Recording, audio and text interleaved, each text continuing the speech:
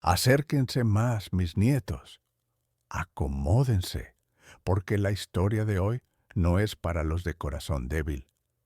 Hay rituales que las familias mantienen durante generaciones, tradiciones que parecen extrañas o sin sentido para los ojos modernos, pero que continúan practicándose con devoción religiosa porque romperlas, aunque sea una sola vez, puede traer consecuencias que ninguna mente racional puede anticipar o comprender. En mi familia, durante más de 100 años, hemos mantenido una tradición que comenzó con mi bisabuelo, pasó a mi abuelo, luego a mi padre y ahora a mí. Una tradición tan antigua que ya nadie recuerda exactamente cuándo comenzó o por qué comenzó. Solo sabemos que debe continuar, que cada noche sin falta debemos cumplirla, porque las pocas veces en nuestra historia familiar que alguien olvidó o decidió ignorar esta obligación sagrada, cosas terribles sucedieron, cosas que dejaron cicatrices no solo en los cuerpos, sino en las almas de quienes las presenciaron. La tradición es simple en su ejecución, pero profundamente perturbadora en su implicación. Cada noche, a las 7 en punto de la tarde exactamente, debemos preparar una cena completa, con el mismo cuidado y atención que pondríamos en alimentar a cualquier miembro querido de la familia. Y debemos colocar este plato de comida frente a una silla específica en nuestra mesa del comedor. Una silla que siempre debe permanecer vacía. Una silla donde nadie vivo puede sentarse jamás. Una silla que está reservada para alguien o algo que mi bisabuelo hizo un trato hace tanto tiempo que los detalles exactos se han perdido en las brumas del tiempo y la muerte.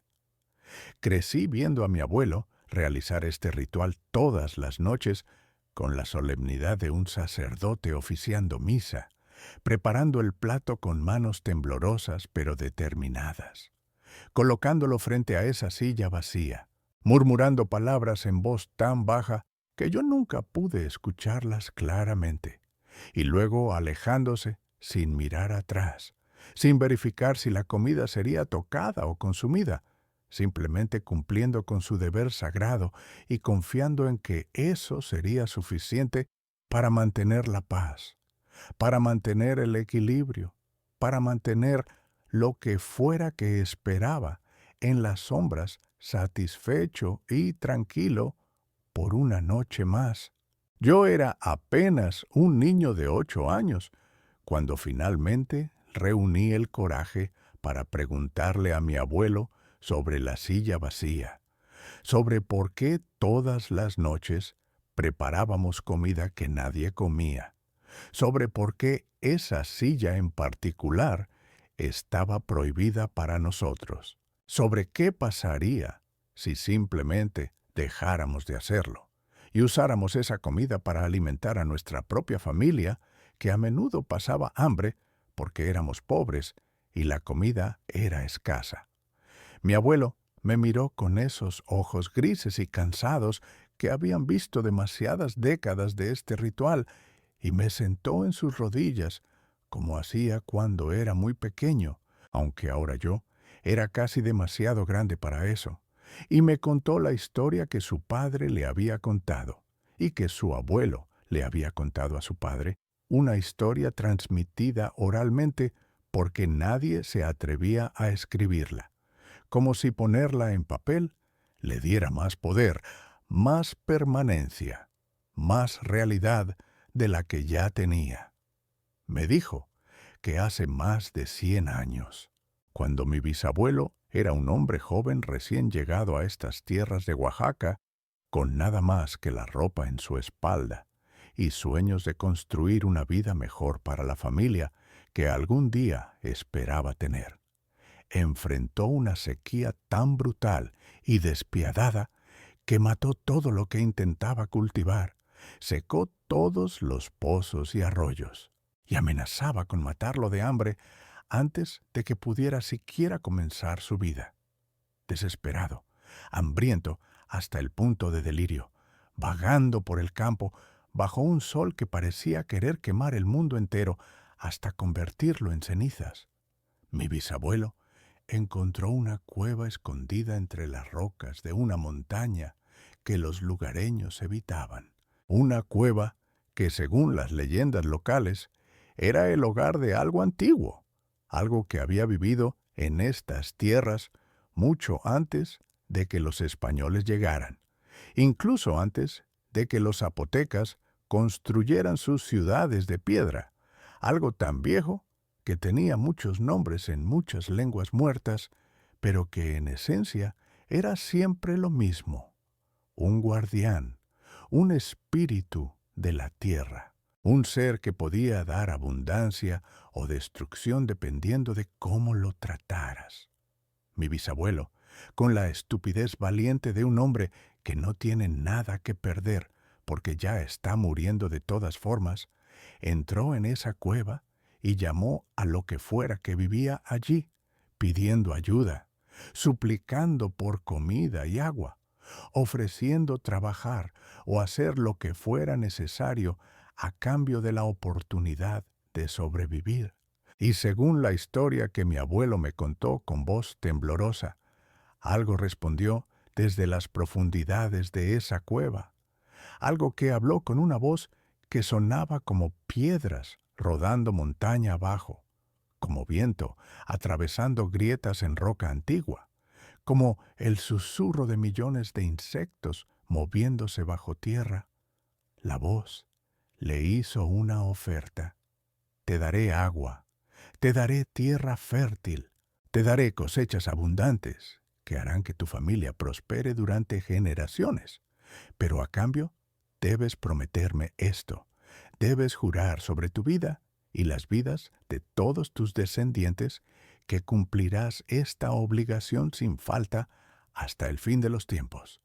Cada noche debes alimentarme, debes preparar comida y dejarla en tu mesa, en una silla que será solo mía, y debes hacerlo con respeto y gratitud, porque el día que olvides, el día que decidas que ya no necesitas mi ayuda, el día que pienses que puedes romper este pacto, vendré a cobrar mi deuda y tomaré no solo tu vida, sino las vidas de todos los que llevan tu sangre, y convertiré tu tierra bendita en maldición, y donde antes crecía abundancia, solo crecerá muerte y desolación.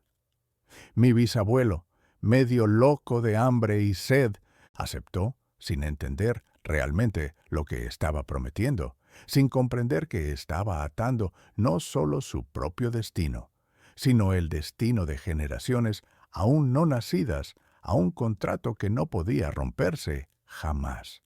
Salió de esa cueva y encontró un manantial de agua fresca brotando de rocas que antes estaban secas. Encontró que las semillas que había plantado semanas atrás y que estaban muertas ahora brotaban verdes y fuertes. Encontró que la suerte que había sido tan cruel ahora se volvía generosa de maneras que parecían imposibles, como si el universo mismo hubiera decidido bendecirlo específicamente a él entre todos los hombres desesperados de la región. Y cumplió su promesa. Cada noche, sin falta, preparaba un plato de comida y lo dejaba en una silla vacía en su mesa, y cada mañana el plato estaba vacío, completamente limpio, como si hubiera sido lamido hasta que no quedaba ni una miga ni una gota. Construyó una casa, formó una familia, tuvo hijos que crecieron fuertes y saludables, y sus cosechas eran tan abundantes que se hizo conocido en toda la región como el hombre más afortunado de Oaxaca, el hombre que nunca conocía hambre, mientras otros a su alrededor luchaban contra la sequía y la pobreza. Pero con cada año que pasaba, comenzó a notar cosas extrañas sobre la silla vacía, sobre el ritual nocturno que se había vuelto tan natural como respirar. A veces, cuando colocaba el plato de comida frente a la silla y se daba vuelta para alejarse, sentía una presencia, como si alguien acabara de sentarse, como si el aire se hubiera desplazado con el peso de un cuerpo que no podía ver, pero que definitivamente estaba ahí. A veces escuchaba sonidos de masticación, de cubiertos tocando el plato, de alguien bebiendo agua, pero cuando se atrevía a voltear rápidamente, esperando atrapar algo en el acto, solo veía la silla vacía y el plato todavía lleno, aunque minutos después, cuando verificaba de nuevo el plato, estaría completamente vacío. Y en las noches de luna llena, las noches cuando el velo entre mundos se adelgaza según las creencias antiguas, a veces veía una sombra sentada en esa silla, una sombra que no era proyectada por ninguna fuente de luz visible, una sombra que tenía forma vagamente humana, pero con proporciones incorrectas, brazos demasiado largos, cabeza de forma extraña, como algo que había estudiado a los humanos, pero que no entendía completamente cómo debía verse uno. Pero antes de adentrarnos más en esta oscuridad, necesito saber si son valientes. Verifiquen ahora mismo si están suscritos al canal. Es la única forma de asegurar su lugar junto a mi hoguera y no perderse ninguna pesadilla. ¿Listos? Continuemos. Porque lo que pasó cuando mi padre intentó romper este pacto, cuando decidió que era suficiente, que nuestra familia había pagado esta deuda durante demasiado tiempo, es algo que me enseñó que algunos contratos trascienden la muerte y que algunos acreedores nunca olvidan y nunca perdonan.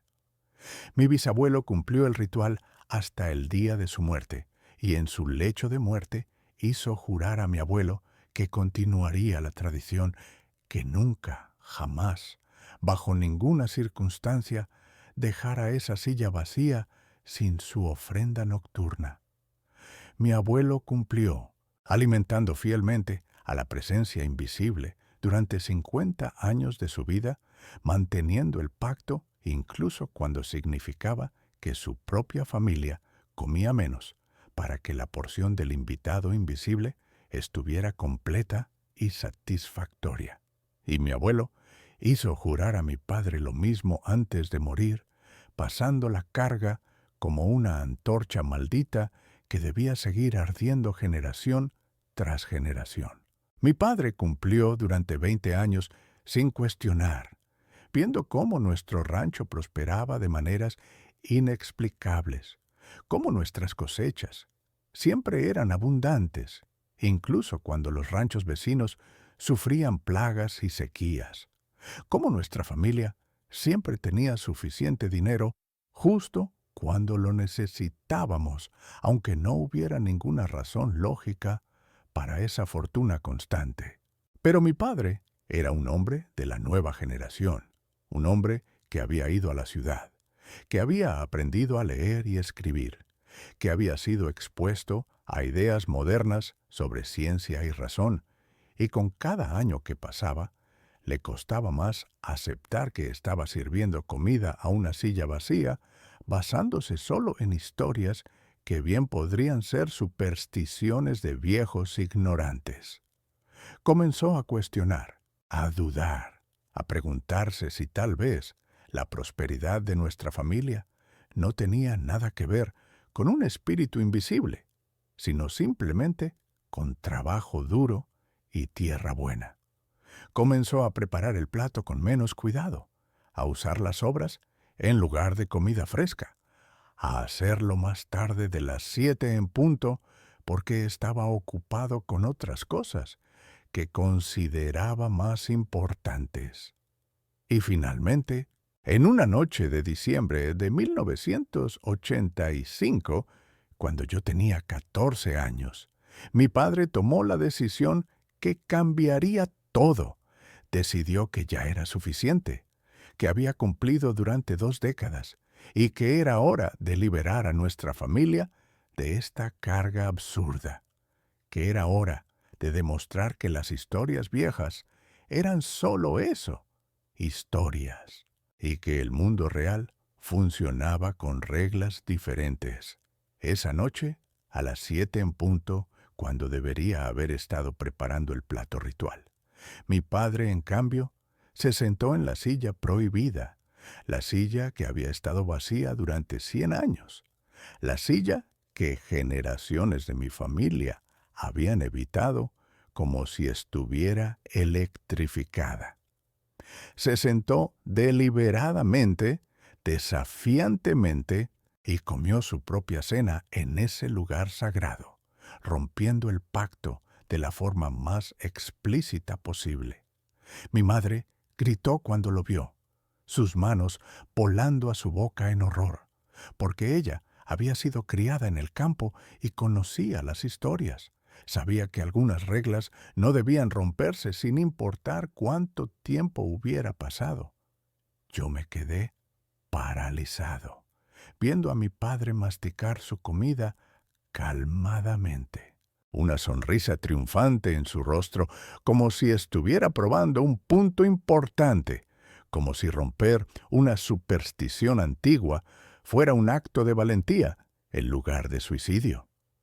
Terminó su cena sin que nada dramático sucediera, sin que rayos cayeran del cielo, o que la tierra se abriera para tragarlo. Y se levantó riéndose, diciendo que veíamos, que no había pasado nada, que todas esas historias eran tonterías diseñadas para mantener a la gente ignorante y asustada. Mi madre lloró toda la noche, rezando con su rosario, murmurando oraciones a todos los santos que conocía, sintiendo en sus huesos que algo terrible estaba por venir, aunque no hubiera evidencia visible todavía. Las consecuencias no fueron inmediatas, y eso fue casi peor, porque cuando finalmente llegaron era demasiado tarde para hacer algo al respecto. Durante las primeras 2 semanas, después de que mi padre rompió el pacto, todo parecía normal, incluso mejor que normal, como si el universo estuviera burlándose de nuestros miedos.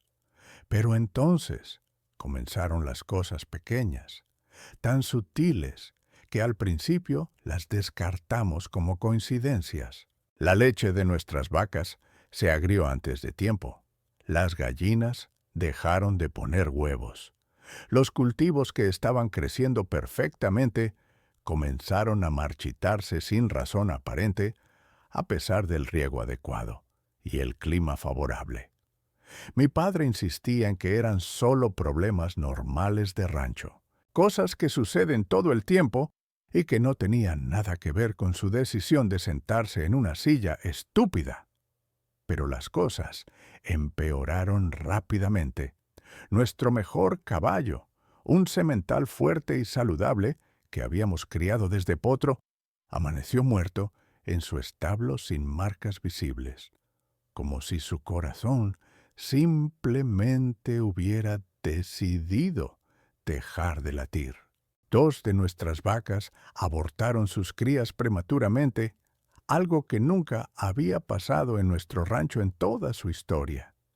Y entonces mi padre comenzó a escuchar cosas, sonidos que venían de la casa en medio de la noche, pasos pesados caminando por el pasillo, el sonido de una silla siendo arrastrada en el comedor, el ruido de cubiertos tocando un plato.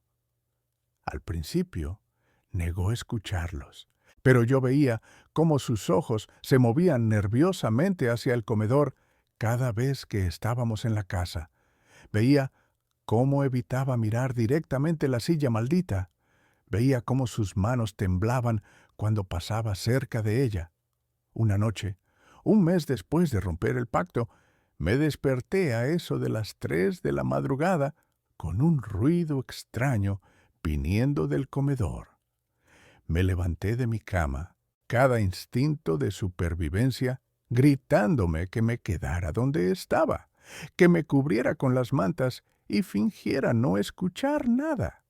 Pero la curiosidad mórbida de la adolescencia me empujó a caminar por el pasillo oscuro hacia la fuente del sonido.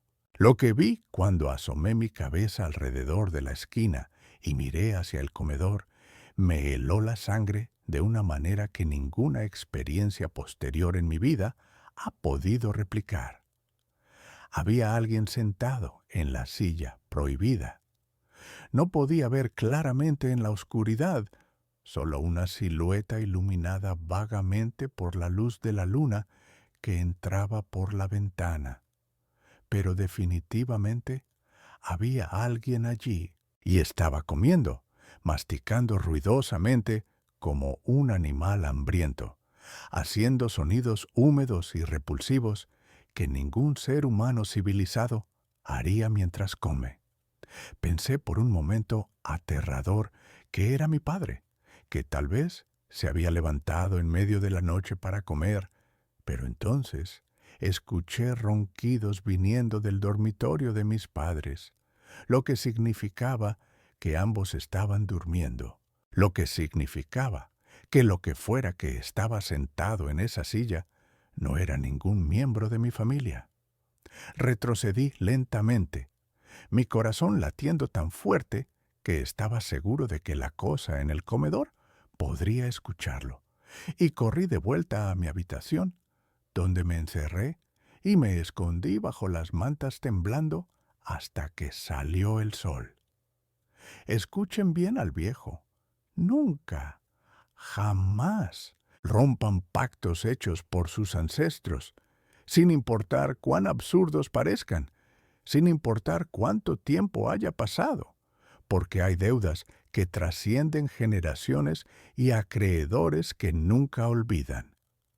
Si sienten ese frío en la espalda ahora mismo, dejen su me gusta para ayudarnos a seguir investigando estos casos. Y díganme en los comentarios, ¿qué hora es allá donde están? ¿Tienen tradiciones familiares extrañas que deben cumplir sin saber por qué? ¿Han visto alguna vez sillas que parecen ocupadas cuando deberían estar vacías? Sigamos. Porque lo que mi padre tuvo que hacer para intentar arreglar lo que había roto, nos enseñó que algunos errores no se pueden deshacer, solo se pueden contener, y que vivir con las consecuencias de romper lo sagrado es un infierno que dura toda la vida. A la mañana siguiente le conté a mi padre lo que había visto. Primero, trató de decirme que había sido una pesadilla, que mi imaginación había jugado trucos con mi mente adolescente.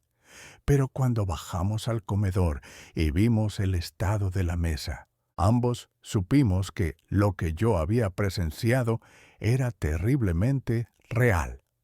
La silla prohibida estaba movida de su posición original, arrastrada varios centímetros hacia la mesa, como si alguien la hubiera jalado para sentarse más cómodamente.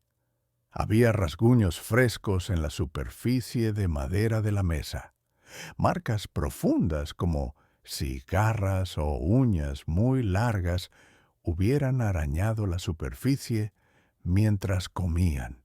Y había un olor horrible a tierra mojada mezclado con algo podrido, algo muerto hace tiempo, pero que seguía moviéndose de alguna manera. Un olor que impregnaba el comedor y que no se iría sin importar cuánto laváramos o ventiláramos. Mi padre, confrontado con evidencia física que no podía negar, finalmente admitió su error, el orgullo quebrándose bajo el peso del miedo genuino.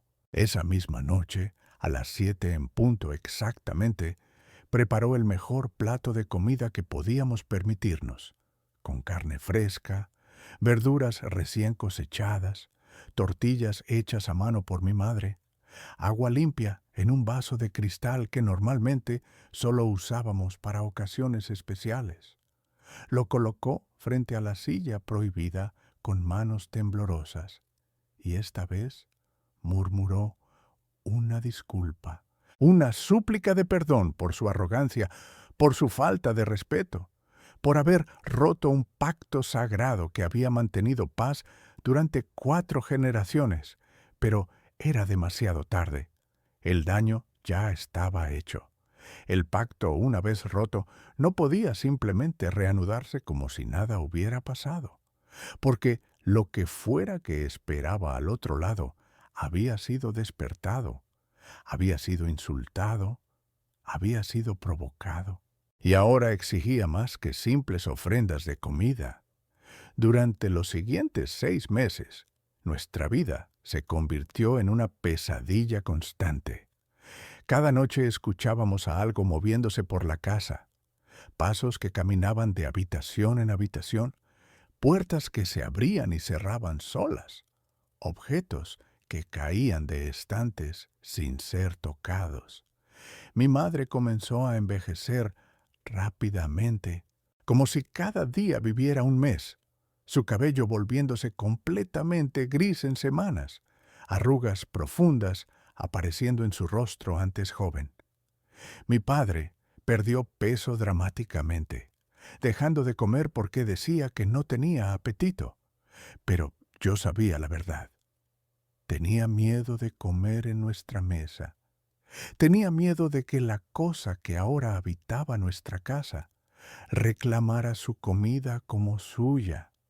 Y yo, un adolescente que debería haber estado preocupado por la escuela y chicas y fútbol, en cambio, pasaba mis noches despierto con un cuchillo bajo mi almohada, escuchando los sonidos de algo arrastrándose por el pasillo fuera de mi puerta cerrada, algo que a veces se detenía frente a mi habitación y se quedaba ahí durante horas, respirando pesadamente, esperando algo que yo no entendía. Finalmente, mi padre hizo lo único que podía hacer. Buscó ayuda de los viejos del pueblo, los que todavía recordaban las formas antiguas, los que nunca habían abandonado las creencias tradicionales en favor de la modernidad. Un curandero anciano vino a nuestra casa, un hombre tan viejo que decían que tenía más de 90 años, aunque nadie sabía con certeza, porque había dejado de contar hace décadas.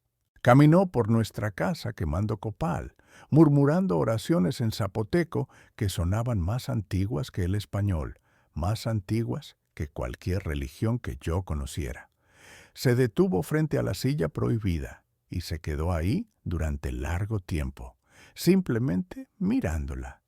Y cuando finalmente habló, su voz temblaba con algo que sonaba como miedo reverencial.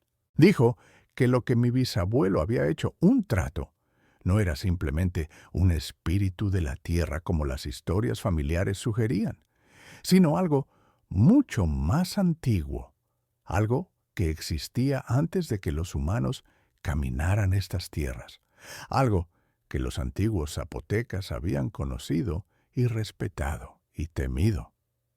Dijo que cuando mi padre rompió el pacto, no solo insultó a esta entidad, sino que abrió una grieta en el acuerdo que la mantenía satisfecha con simples ofrendas de comida.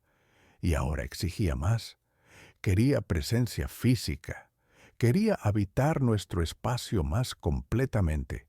Quería ser reconocida no solo como receptora de ofrendas, sino como miembro de la familia con todos los derechos que eso implicaba. El curandero nos dio instrucciones específicas. Debíamos continuar las ofrendas nocturnas, pero ahora con rituales adicionales. Debíamos quemar incienso específico. Debíamos murmurar palabras en zapoteco antiguo que él nos enseñó fonéticamente porque ya nadie sabía qué significaban realmente. Debíamos tratar la silla prohibida con incluso más respeto que antes. Debíamos reconocer verbal y explícitamente cada noche que la entidad era bienvenida en nuestra casa, que tenía su lugar en nuestra mesa, que era parte de nuestra familia, aunque nunca la viéramos claramente. Y lo más importante, dijo que uno de nosotros, específicamente el hijo mayor, que llevaría el apellido familiar hacia el futuro, debía hacer una promesa renovada. Debía reafirmar el pacto original con su propia sangre y su propia voz. Debía aceptar voluntariamente la carga que mi bisabuelo había aceptado hace 100 años. Esa persona era yo, a mis 14 años, con el curandero observando y mis padres llorando silenciosamente en la esquina. Me paré frente a la silla vacía. Me corté la palma de la mano con un cuchillo ritual que el curandero me dio. Dejé caer 3 gotas de mi sangre en un plato que luego coloqué frente a la silla y pronuncié las palabras que me ataban a este contrato por el resto de mi vida. Prometo alimentarte, prometo respetarte, prometo nunca olvidar, prometo continuar lo que mi bisabuelo comenzó hasta el día de mi muerte y más allá. Cuando terminé las palabras, sentí algo cambiar en el aire de la habitación. Una presión que había estado construyéndose durante meses, finalmente liberándose como aire, escapando de un globo. La silla vacía crujió, como si alguien acabara de sentarse en ella, y por un momento, solo un momento fugaz, vi algo, una sombra con forma vagamente humana, sentada elegantemente, con algo que podría haber sido una cabeza inclinándose hacia mí en reconocimiento, en aceptación de mi promesa. Y entonces la visión se desvaneció, dejándome temblando y mareado, pero también sintiendo extrañamente que había hecho lo correcto, que había restaurado un equilibrio que mi padre había roto, que había cerrado la grieta antes de que algo peor pudiera entrar. Después de esa noche, las cosas mejoraron gradualmente. Los sonidos nocturnos no cesaron completamente, pero se volvieron menos agresivos, más como una presencia familiar moviéndose por la casa que como algo amenazante acechando en las sombras. Nuestras cosechas comenzaron a recuperarse.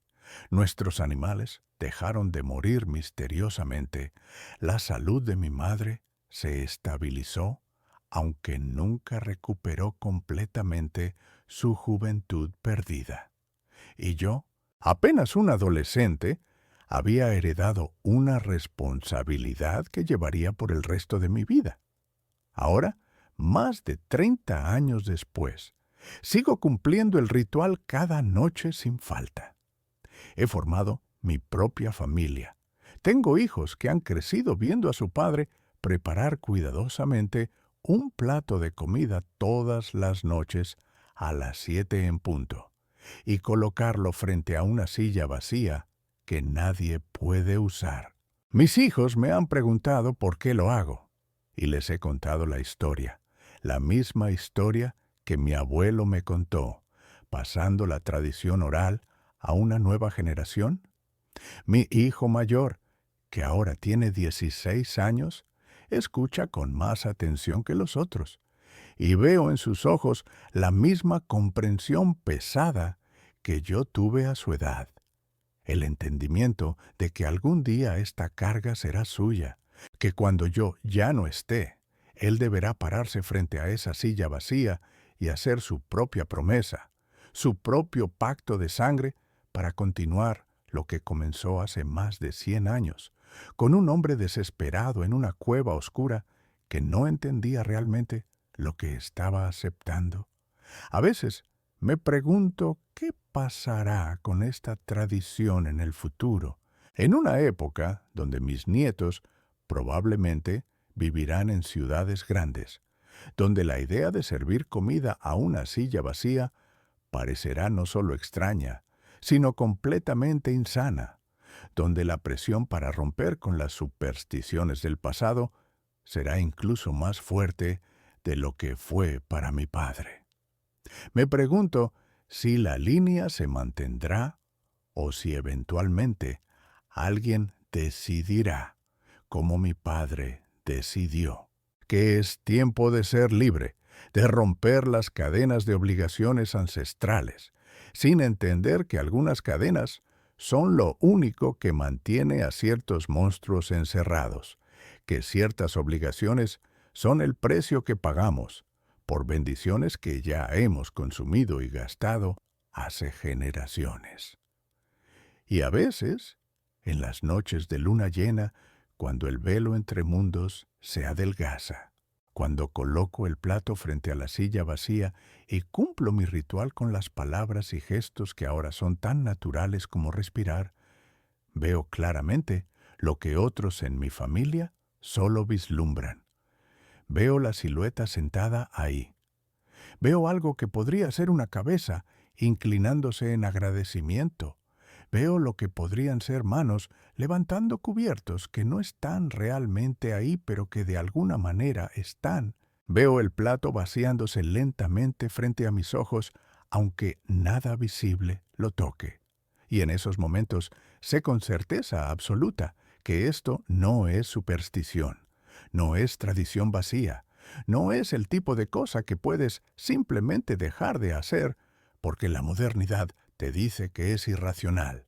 Esto es real, tan real como el suelo bajo mis pies y el aire en mis pulmones. Y continuará siendo real mucho después de que yo me haya ido, mucho después de que mis hijos se hayan ido, porque hicimos un trato. Mi familia hizo un trato con algo que no muere, algo que no olvida, algo que espera pacientemente, generación tras generación, que alguien cometa el error de pensar que puede escapar. Y entonces cobra su deuda de formas que ninguna mente humana debería tener que imaginar. Estos casos siguen acechándonos, mis nietos. Suscríbanse y activen la campana, si es que tienen estómago para mi próxima visita. Compartan esto con quien piensa que las tradiciones familiares antiguas son solo supersticiones sin sentido. Y si alguna vez visitan una casa donde una silla específica siempre está vacía, donde nadie se sienta en cierto lugar sin razón aparente, no pregunten por qué, no desafíen la regla, simplemente respeten lo que no entienden, porque hay algunas sillas que están reservadas para invitados que nunca querríamos ver claramente. Dulces sueños, mis nietos. Si es que logran dormir,